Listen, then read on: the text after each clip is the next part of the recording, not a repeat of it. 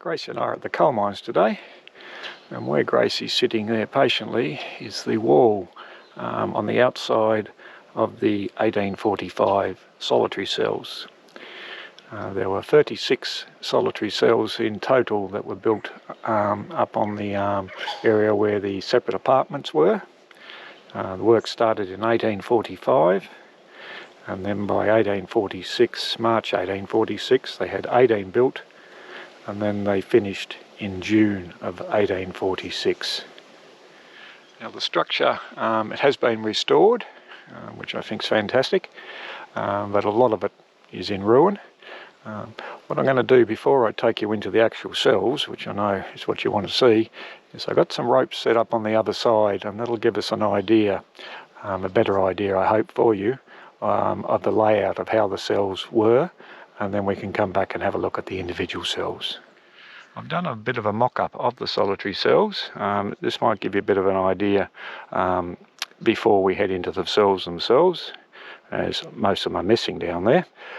Where Gracie is now is the 9th cell on what I'm calling the A passage, and this is the B passageway, C passageway and D passageway.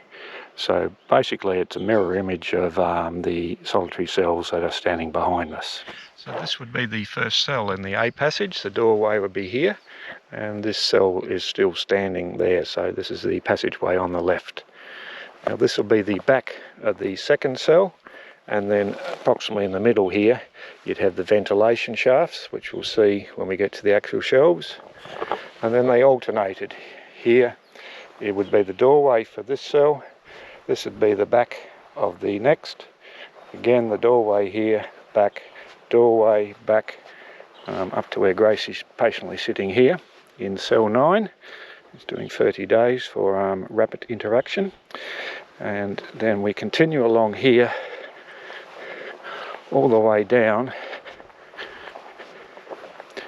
to the end of A passage, and then I believe the wall here stopped. There was a brick wall here, which I saw an old photo, and I believe that's showing that this end here was closed off. So you've got the back of the final cell in that row here, with the doorway being here. Right, this is the next passage, the B passage. So this is the back of the first cell where the door was on the other side, and this would be the opening here.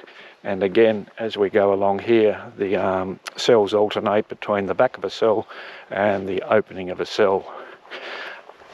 It goes all the way down to the end in the same pattern. And once we get to here, again, I believe this end was blocked off.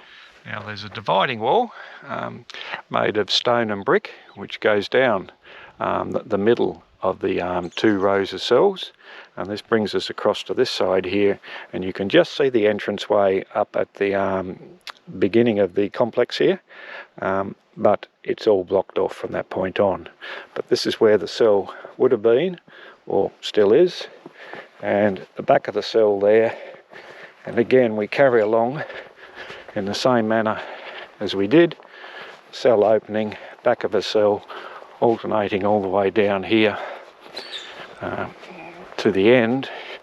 Now the difference between this passageway and the C passageway is there was a gap between the wall here and the last cell. So the overseers, guards, whoever, could walk down in between the wall there and then face the last D passageway, and that would have been the opening doorway on this one, and again the rear going all the way along, exactly the same as the other first row of cells. Now between this row of cells and the doorways for the cells and the back wall, it's 4 metres.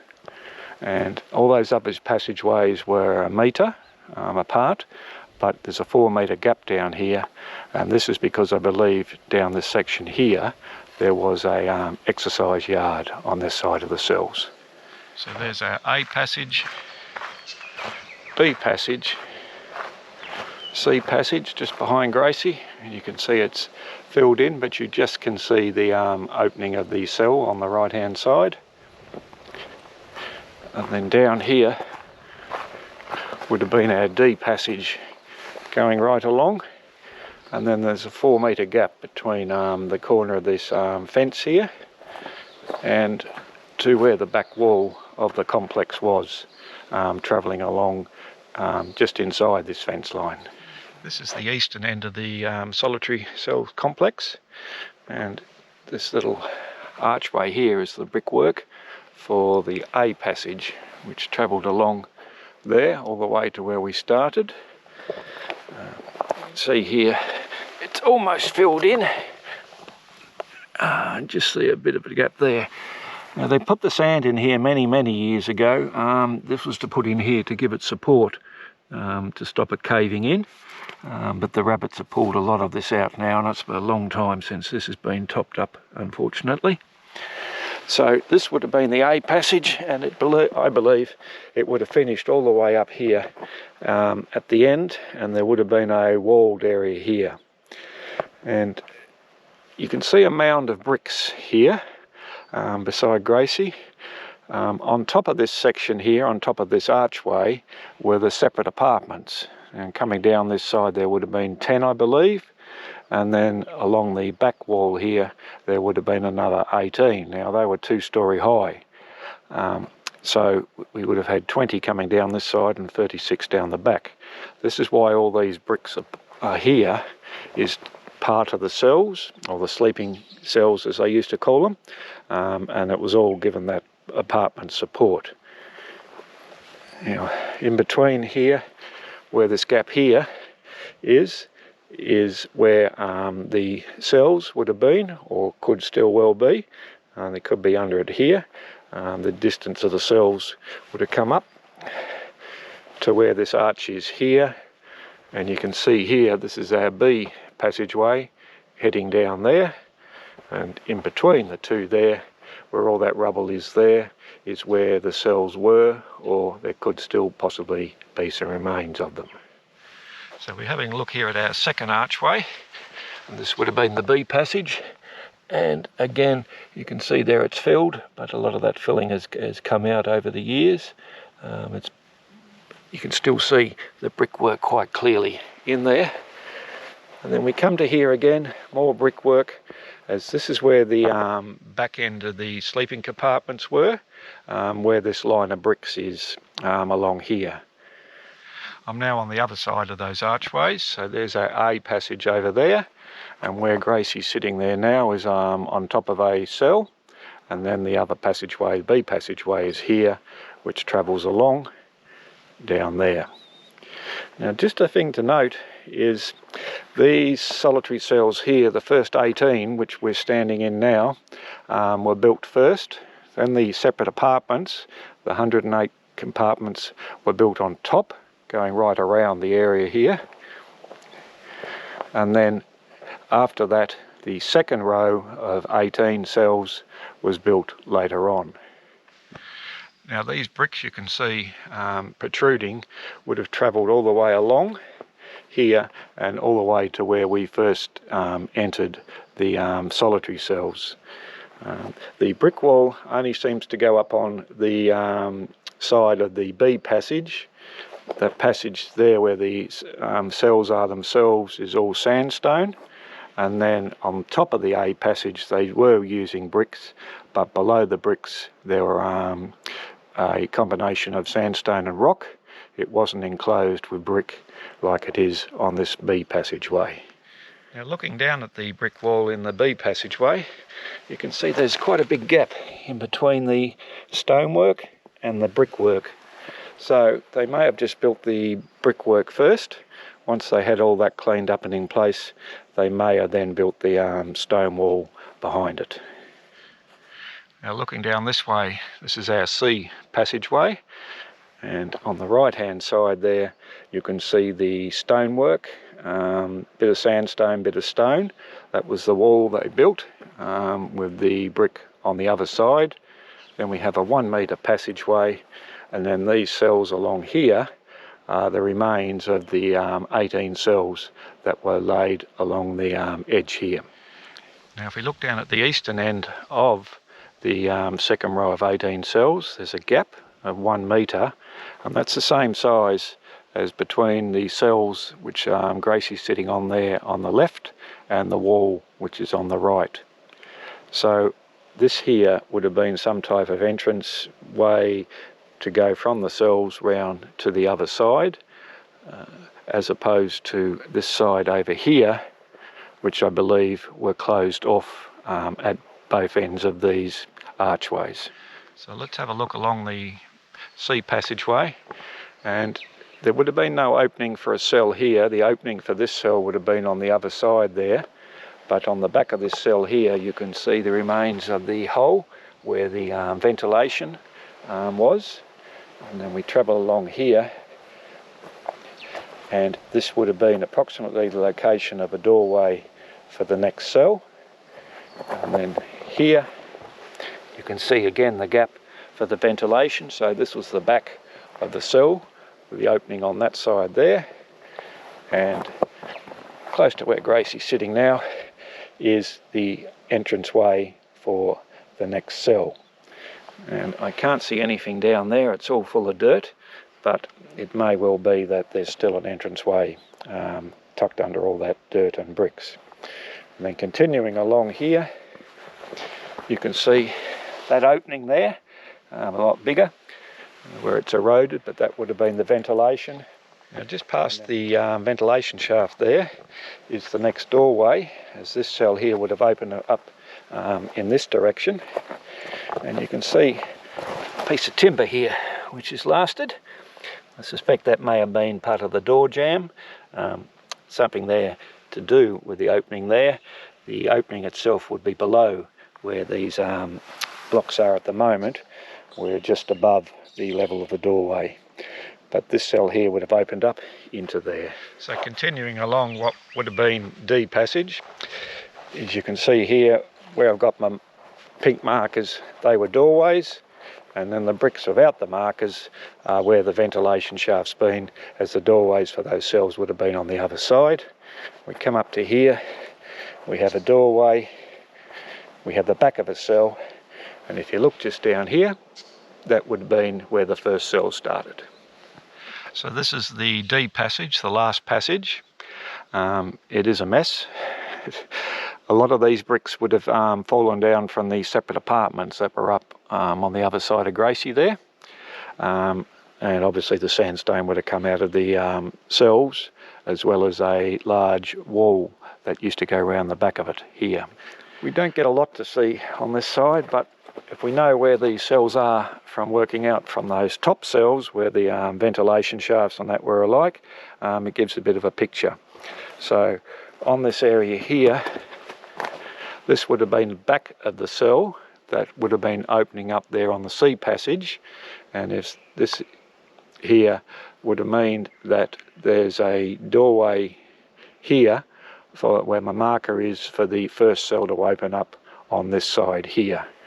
And then we come along here, not seeing any ventilation shafts left here because the bricks, sandstone is just absolutely covered in rubble. But this here would have been where the next door was, and there would have been a ventilation shaft about here somewhere, because Gracie's almost in the cell that opens up on the other side there. And then we'll continue along here, past that doorway, past the next doorway, continue along here where things almost disappear on us, but there's a doorway there, next doorway, next doorway, and then the last doorway here, which means this cell here, the wall of the cell would have been here, and this is our little passageway here that goes between the C and the D blocks. Now there are records of the solitary cells here being surrounded by a large wall. You can see here this would have been the foundations, or what's left of them, for the wall, and then it travelled along here And we get a bit of a picture here of where the wall was, travelling down to just on the other side of where those orange posts are. At the back of this wall you can see a large hole in the ground. Well, that's a mine shaft. It was built, we suspect, by a James Hurst, maybe in the 1860s when it was privately leased here. And down here you can see on the side there the remains of the walls. So it's 3 sandstone blocks that's going there. I'm unsure whether it goes any further than that, but they've certainly used a fair bit of reinforcement down here. There are large blocks of sandstones on the other side of the fence, outside where the fence would have been, but these were taken from the main fence and then located here to support this bank. And then James Hurst would have had a steam engine and a boiler on top of here. This would have been the inside of our first cell on the sea passage, and you can see there it's all brick lined. I don't know from looking here whether all these cells, the second lot of cells down here, were brick lined or not. I can't see any indication that they were, but apart from this one section here, there seems to be no bricks sticking to the top of these other bricks there, but it may have all been pushed in completely. So unless someone does a professional dig here, we're probably not going to know the answer. Now, even though there is brickwork inside that first cell, they also used brickwork as fill between the large sandstone blocks. So there's no guarantee that just because there's bricks in that first cell there, that was the way all along for the rest of the 18 that were on that side. What you really want to see though is inside these solitary cells. So let's go down here. Now this here is our C passage, our B passage, and we're going to start down here on the A passage. So hopefully the ropes make sense to what we're going to be walking through here. So this is our first cell here, and it's pretty dark in the background there. And who we got in here is young Gracie doing a little bit of time. The cells themselves, 3.2 long by 1.2 wide, and the ceiling itself up there is 2.45 high. Now the doorway itself is not so high, as I've found out a couple of times filming this morning. And we're coming in here, Gracie's almost at the back there. All they would have had in here is a bed, a wooden bed, and a tin can to go to the toilet in, and that was your lot. Now up here you can see some gaps in the bricks. That is the ventilation system working at the back there, and you will see from the other side of this cell here when we do the B passage how the ventilation looked from the other side there. These cells have been restored. You can see different there in the colour of the bricks, the colour of the mortar. I can usually tell the new works because it doesn't have shells in it like the old stuff does. They have been well restored. You can see here over time, even with the restoration, that things are slowly but surely crumbling. So we'll continue down our A passage. Now, having a look at the left here at the wall, you can see it's all sandstone, made up of bits and pieces of sandstone, until we get to this level here, and that's the brickwork for the archways. And they travel up there, and that brickwork there is the foundations for the solitary cells, or sleeping cells, sorry, at the separate apartment that would have been located above this section of it. Now they did it with brick, I believe, in the first two passages, as the brick would have helped to support the structure because the separate apartments were built above it. So travelling down here, this here you see is the back of the cell that faces the other side of this in the B passage, and this was the ventilation that went down there and went on that side there. And then we continue along here. This is our next cell. And our next cell, and in between the cell's backed onto the other way. Come. Poor Gracie's spending a little bit too much time in there. Again, ventilation, and the next cell down here. It says here this cell was restored in 1977, and I believe this work here and some of the reinforcements down at the penitentiary area and that would have been the last time any restoration work had been done down here. Now when I turn the lighting off, you can really see how dark these cells are. We're looking at one now. Now even with that opening there, which I don't believe was there originally, this was closed all the way through to the end, this passage here, and that sunlight that you see coming through there would have been covered in brickwork. And then looking back that way, that opening there, I suspect there may have been a door on that as well. So when you combine all those into darkness, and you've got here what we have, then you can see how dark these cells would have been for the convicts to sit in. And there's Gracie now in the halfway through the cell. So we'll continue along, and this is the last of the renovated cells that were on this side. Come. And this here is a passage. It would have gone all the way there, and you can just see in the distance there the archway that was travelling in the eastern direction, and that's where we started on the other side of the video. And you can see the brickwork here, it curls around the top, and it would have married up with the arch up there, and then with these cells would have continued here all the way down to the end, as you saw on my ropes. You can see here the wall covered in moss, but the brickwork here, it's still in very, very good condition. It's obviously where the edges are here that it starts to fall down. This here would have been a cell. The opening of the doorway was just here, and Gracie would be sitting in the back of the cell now, and you can see there's brickwork on this side here, and the wall for the cell would have been here, and the cells would have continued up through there. So we're coming into the B passage, and you can see the brickwork here.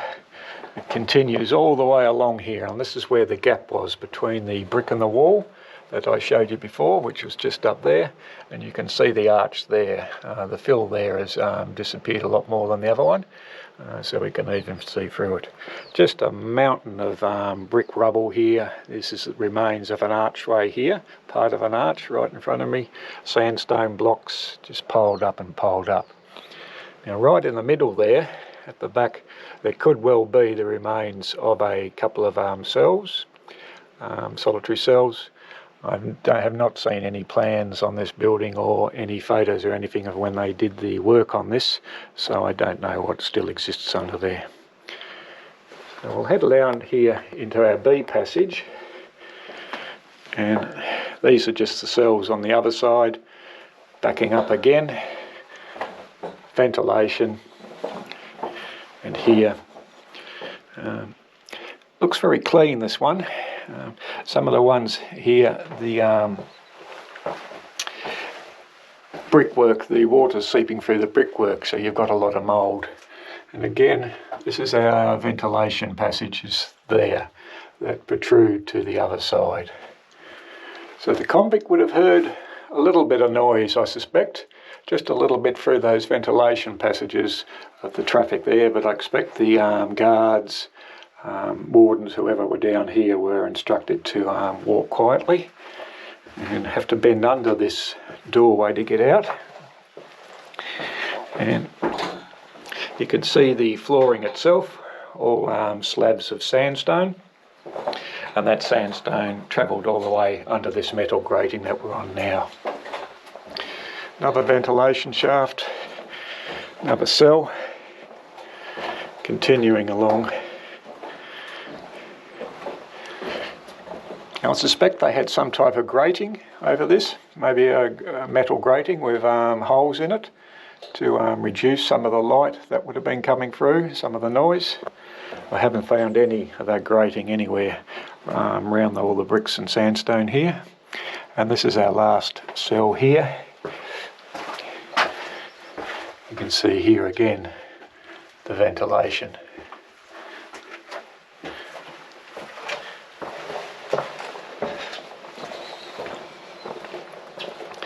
And we're back on the outside. And this is where the D passageway would have been. And looking through there, you can just see where the entranceway to the first cell on that side would have been.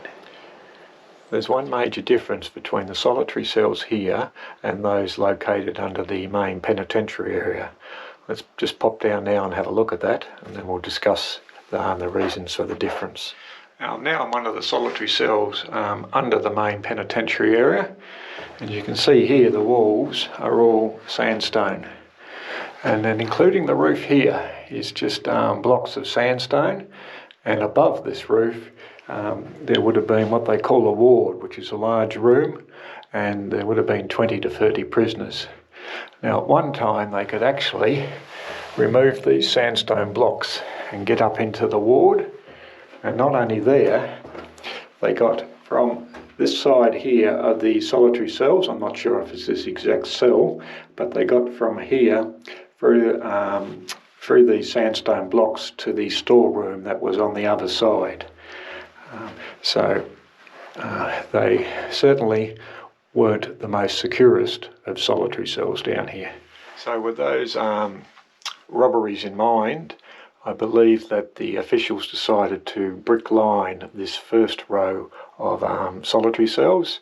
One, to make it harder to get from here to the next cell or escape. Second, the bricks would have even deadened the sound further from outside, making the cells even more isolating. In the early days of the settlement here, there was a foreman of works posted to the coal mines, and he was part of the Royal Engineers, and his job was to supervise the convicts constructing these buildings. Between 1843 and February of 1846, so there was no foreman of works down here to supervise the construction. Now keep in mind that they actually started this row of cells here in 1845, and this first 18 were built by March 1846. That means that basically everything down here in the A and B passageways was done by the convicts, unsupervised by a qualified engineer. The engineer started to work here in February of 1846, and he would have supervised the construction of the second row of 18 cells. In May of 1847, a Captain Hayden of the Royal Engineers came down here to inspect the construction of the solitary cells and separate apartments, and this was part of his report.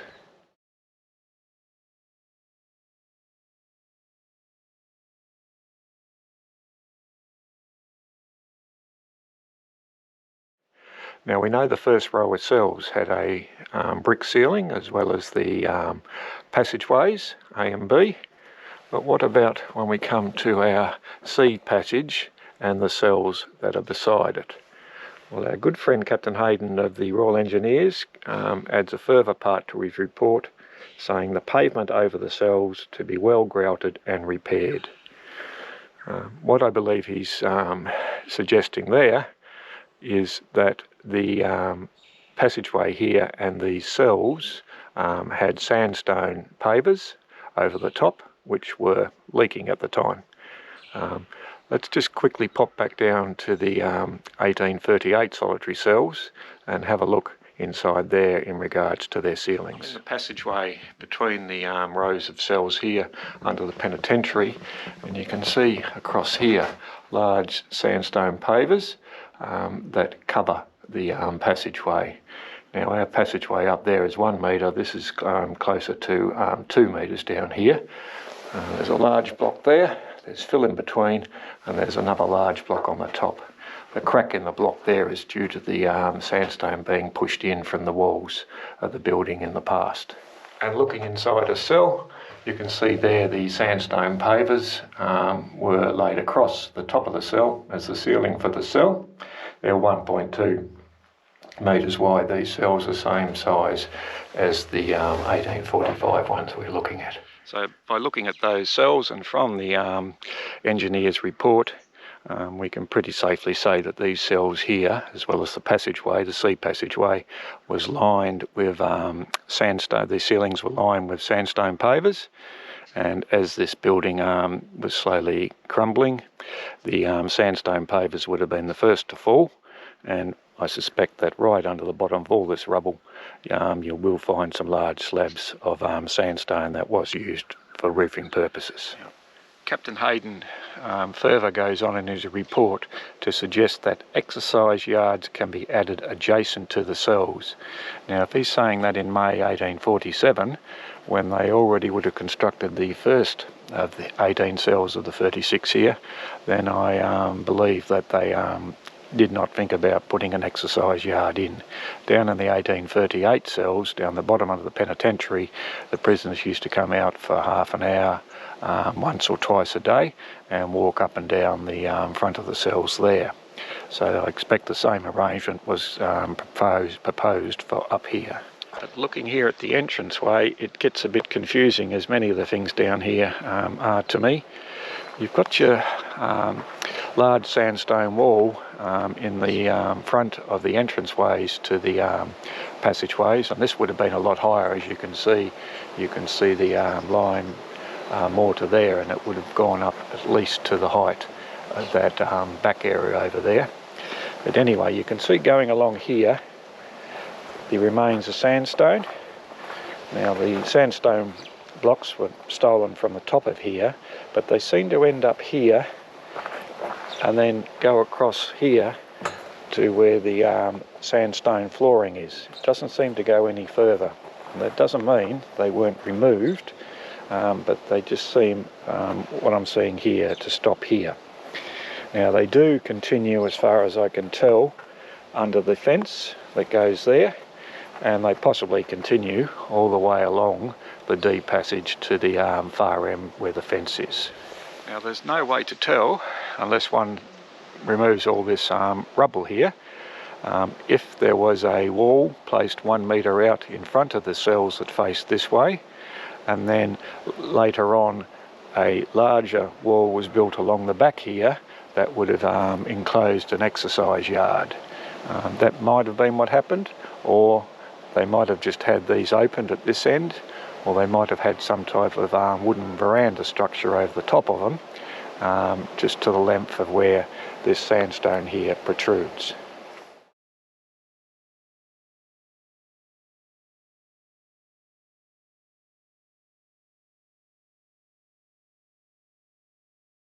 The coal mines had more solitary cells than any other convict station in Tasmania. There were 4 built originally underground beside the 1833 shaft. They were built into the coal itself. They weren't used much, but then by about 1838, when they built the main penitentiary, they had the 16 solitary cells under there, and due to the issues that they had with those cells, they went and built another 36 up here.